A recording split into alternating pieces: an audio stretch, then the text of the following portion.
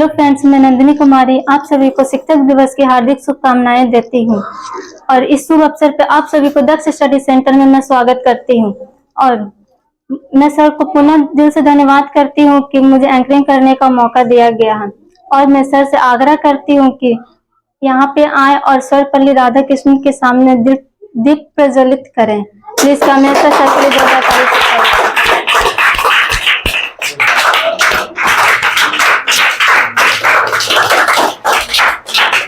नमस्कार मित्रों, एक बार प्रेम से बोलिए भारत माता की, सर्वपल्ली राधाकृष्णन की, महात्मा गांधी की। जितने भी हमारे देश की सुरक्षा के लिए शहीद अमर हुए हैं, उनके आत्मा की शांति के लिए एक बार प्रेम से बोलिए भारत माता की। माला चलिए आगे बढ़िए।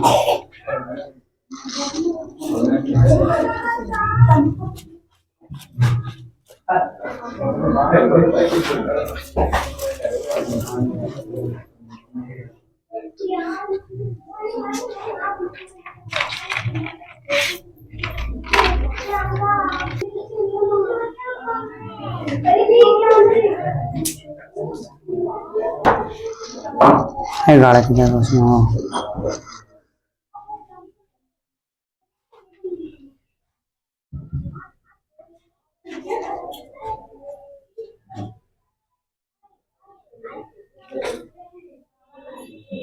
चलो तुम्हें फूल चढ़ा दो। आइए चढ़ा, जिसको चढ़ाना के चढ़ा लो। अब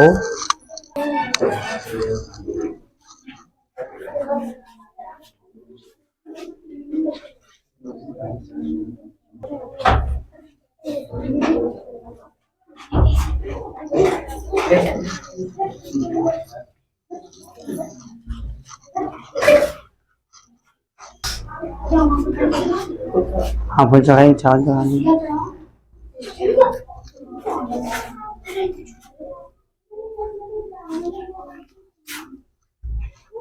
चलो अब मैं सर से आग्रह करती हूँ कि हम लोग के सामने सर्वपल्ली राधाकृष्णन के बारे में कुछ बताएं। चलिए देखिए, ध्यान दीजिएगा। सर्वपल्ली राधाकृष्णन जो है से एक ऐसे फैमिली से हम लोग के सामने बिलोंग्स उभर करके आए थे। हमने एक ऐसा शिक्षाप्रद शिक्षक बन करके आए जो पूरे विश्व में इनके इतिहास को वर्णन किया जाता है।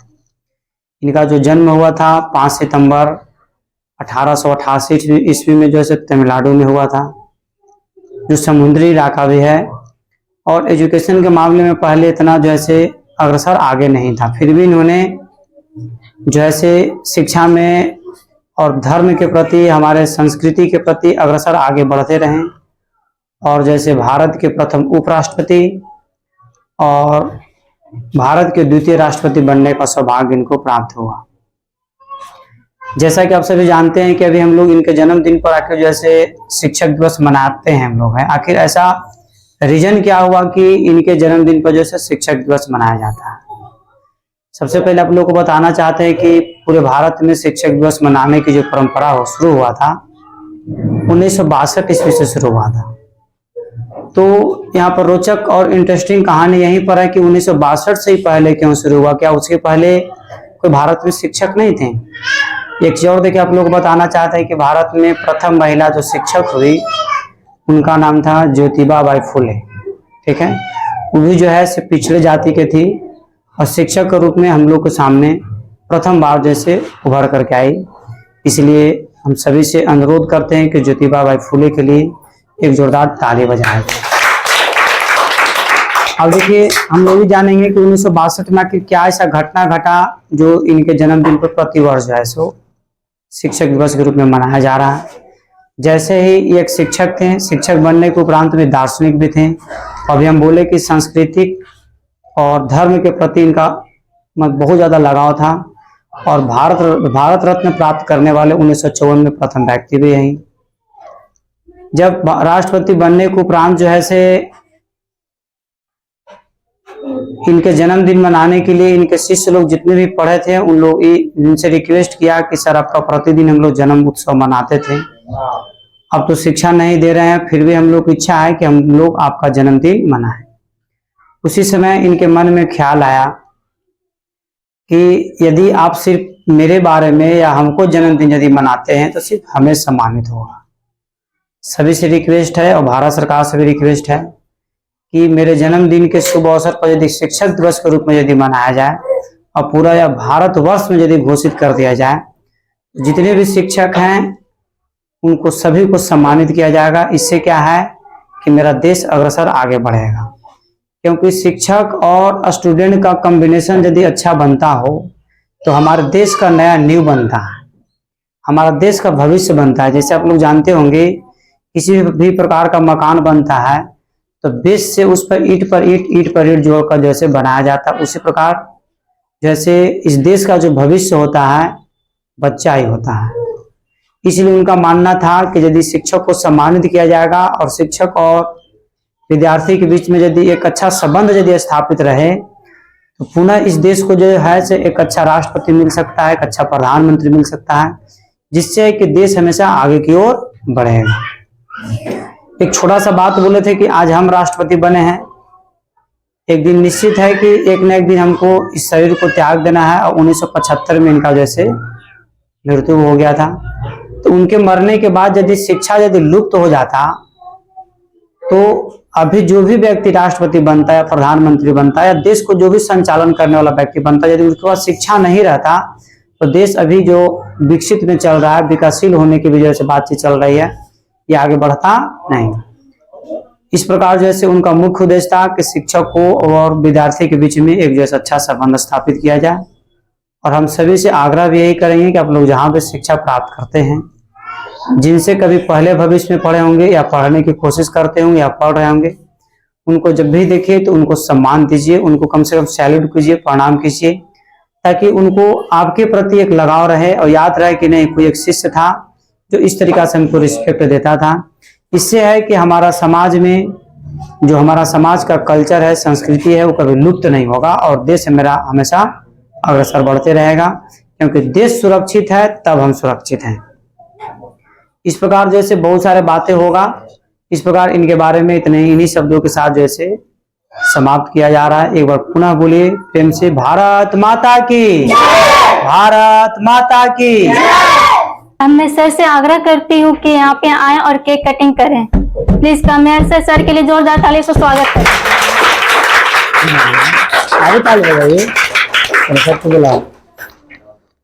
और यहाँ पे सभी जितने मेरे भाई बहन है यहाँ पे आ जाए, केक कटिंग हो रहा है। चलिए आइए।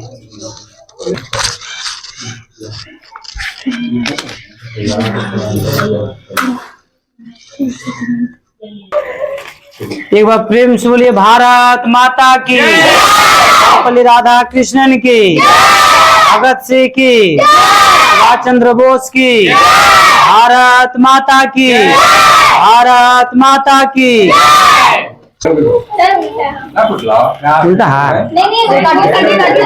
केला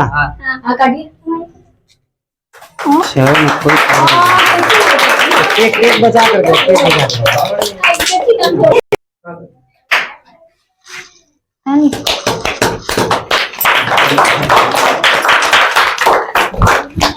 प्लास्टिक इसमें लग जा रहा है। चलिए जी खाइए। चलिए हो गया ना, नजर करें। हाँ चलिए। अब मैं सर से आग्रह करती हूँ कि हम लोग के दिए हुए गिफ्ट को स्वीकार करें आकर। प्लीज कमेर सर, सर के लिए एक बार जोर से ताली से स्वागत करें।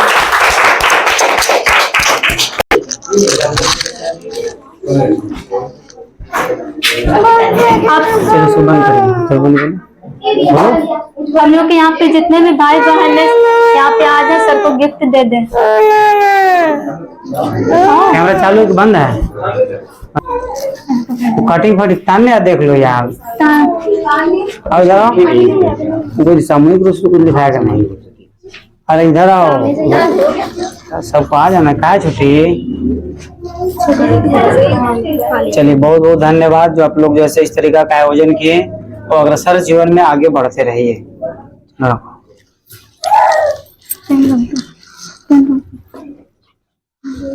अब मैं सर से अनुरोध करती हूँ कि हम लोग के सामने कुछ शब्द अब बोलें, जिससे सभी बच्चों को ज्ञान मिले। एक दे रहे बेटा, देखिएगा, ध्यान दीजिएगा। शिक्षक दिवस के शुभ अवसर पर बहुत महत्वपूर्ण तथ्य आप लोग को बतला रहे हैं कि जीवन में आगे कैसे बढ़े। जीवन में आगे बढ़ने का सिर्फ और सिर्फ एक ही मंत्र होता है, खुद का मेहनत और खुद का विश्वास। यदि जीवन में आपको ठोकर लगता है या कोई व्यक्ति डांटता है या कोई व्यक्ति बोलता है, उससे अपने जीवन में कैसे आप आगे बढ़िएगा, इसके बारे में ध्यान से सुनिए। बंद देखिएगा, बहुत ही महत्वपूर्ण तथ्य आप लोग को बता रहे हैं कि जीवन में कैसे इंसान आगे बढ़ता है। ठीक है, इंसान में सबसे बड़ा बुरा आदत ही होता है कि हम लोग दूसरे के तरक्की को देखते हैं, दूसरे के तरक्की को हम लोग जानते हैं कि अगला व्यक्ति इतना आगे बढ़ गया, परंतु उसके मेहनत को, उसके बलिदान को और उसके परिवार के त्याग को हम लोग देखते नहीं कि किस तरीका से व्यक्ति आगे बढ़ा। एक छोटा सा आप लोग को बात बता रहे हैं, उसको ध्यान में रखिएगा ताकि जीवन में आगे बढ़ सके। एक गरीब परिवार का कोई व्यक्ति था, उसके पिता थे, उसके माँ जो है गुजर चुकी थी, उसके घर में एक बहन थी, शादी विवाह का भी लोड था और पिता अस्वस्थ थे, जिसके कारण अपने पुत्र को बोले कि बाहर जाकर के तुम काम कर। लड़का बेचारा अनपढ़ था, बाहर काम करने के लिए घर से निकल पड़ा। ध्यान दीजिएगा, देखिए हम लोग यहाँ पर सभी के सभी लोग जैसे गरीब और मध्यम वर्ग के व्यक्ति यहाँ पर हैं, इसीलिए हम लोग के साथ भी प्रतिदिन का यह घटना घटता है। ध्यान दीजिएगा, लड़का बाहर निकल गया काम करने के उद्देश्य से, मुंबई शहर में चला गया, मतलब कोई भी शहर में चला गया, एक हम शहर का नाम आपको इंडिकेट कर रहे हैं, मुंबई शहर मान लेके चला गया। वहाँ एक जो है बहुत बड़ा इंडस्ट्री में चपरासी की नौकरी करने के लिए बेचारा इंटरव्यू देने गया। इंटरव्यू देते वक्त क्या हुआ कि जो इंटरव्यू जो भी व्यक्ति ले रहा था, वो बोला कि आपको एक हम फॉर्म दे रहे हैं, वो फॉर्म को आप फिलअप कीजिए, भरिए, उसके बाद आपका वेरीफाई होगा, उसके बाद आपको चपरासी का नौकरी मिलेगा। बेचारा अनपढ़ आदमी था, उसको फॉर्म भी नहीं भरने आता था, बोला कि सर हमको फॉर्म नहीं भरने आता है। बोला कि चलो सब कुछ हम तुम्हें भर देंगे, तुम एक ईमेल आईडी हमको बता दो खाली। एक ईमेल आईडी एक पर्सनल व्यक्ति का अपना अपना होता है, उसको ये भी नहीं जानकारी था कि ईमेल आईडी क्या होता है। समझिएगा बात को बारीकी से, ईमेल आईडी के भी जानकारी उसको बेचारा पूछने लगा ईमेल आईडी क्या होता है। जो इंटरव्यू लेने वाला व्यक्ति था कि बोला कि ईमेल आईडी जो आपका है, आपको बाहर किसी कैफे में दुकान में आपको बनता है, जा करके आप बनवा लीजिए। वो बेचारा समझ नहीं पा रहा था एक अजनबी शहर में कि ईमेल आईडी कहाँ बनता है, कैसे बनता है। हर दुकान, हर घर, हर व्यक्ति से बेचारा दर दर भटकते चल रहा है, हर व्यक्ति से पूछ रहा है ईमेल आईडी कहाँ बनता है, ईमेल आईडी कहाँ बनता है। हर व्यक्ति जो पढ़ा लिखा व्यक्ति था उसको देख करके हंस रहा था, इसको ये भी नहीं मालूम है कि ईमेल आईडी कहाँ बनता है। और जो अनपढ़ आदमी था वो हाथ जोड़ ले रहा था कि हमको ईमेल आईडी क्या होता है मालूम नहीं है। बेचारा अंत में हार करके वह अपने पिता के पास फोन करता है, बोलता है कि पिताश्री आपके पास ईमेल आईडी है। तो उसके पिता भी अनपढ़ थे, वो बेचारा अकबका जाता है कि ईमेल आईडी क्या होता है, हमके पास नहीं है। उसके पिता भी जमींदार के पास गए, मुखिया के पास, मतलब हर दरवाजा पर दरवाजा खटखटाए, कोई उनको ईमेल आईडी देने के लिए तैयार नहीं हुआ, क्योंकि अनपढ़ आदमी के लिए ईमेल आईडी जैसे बहुत महत्वपूर्ण मायने चीज वहां पर था। अभी तो एक नॉर्मल से नॉर्मल व्यक्ति के पास भी ईमेल आईडी है। देखिएगा, समझिएगा, इसको जीवन में सबको उतारना है। अब क्या हुआ कि जैसे ही व्यक्ति बेचारा हार मान गया, शाम हो गया, शाम होते होते सोचा कि अब हम क्या करें।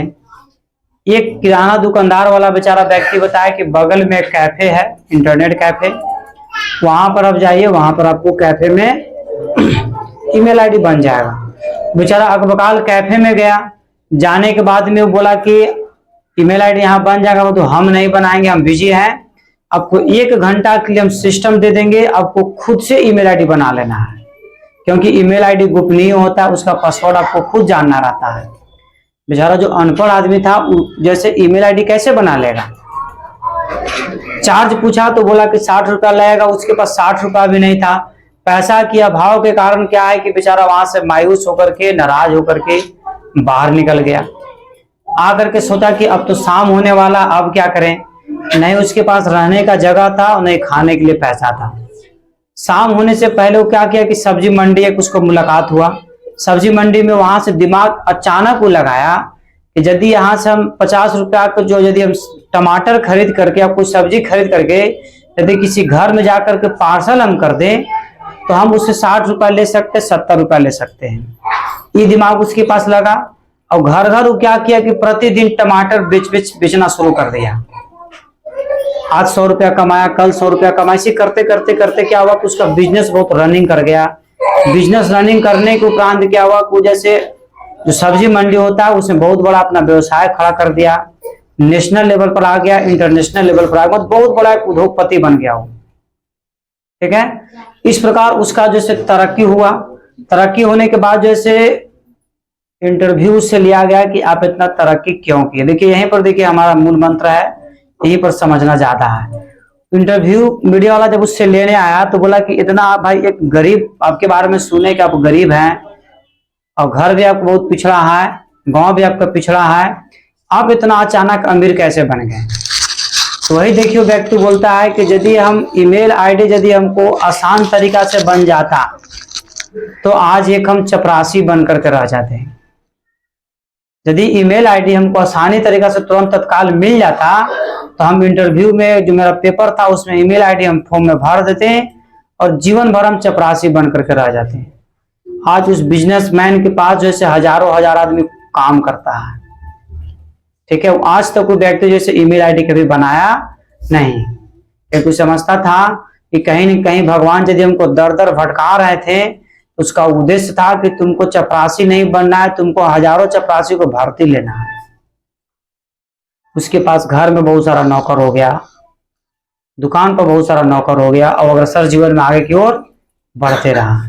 इस प्रकार देखिए इस कहानी से हम लोग को शिक्षा मिलता है कि हम लोग को जीवन में यदि कष्ट आता है या दुख आता है तो उससे घबराना नहीं है, उसके साथ हम लोग को लड़ना है।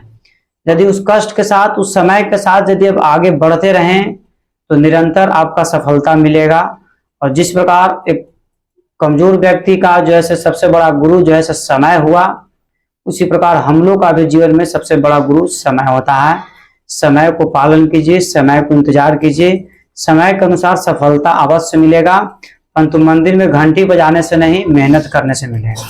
जैसे व्यक्ति दरवाजे दरवाजे भटक भटक करके सामान बेचने के काम किया और आज जैसे नेशनल इंटरनेशनल दोनों लेवल पर उसका सब्जी मंडी का दुकान था। इन्हीं छंद शब्दों के साथ आप लोग भी अपने जैसे जीवन में जैसे अग्रसर आगे बढ़िए और यहीं पर अपने छंद शब्दों के साथ वाणी को विराम देते हैं। जय हिंद, जय भारत। एक बार प्रेम से बोलिए भारत माता की। मैं सर को दिल से धन्यवाद करती हूँ कि हम लोग के बीच आए और इतनी अच्छी बातें बोले जिससे सभी बच्चों को ज्ञान मिले।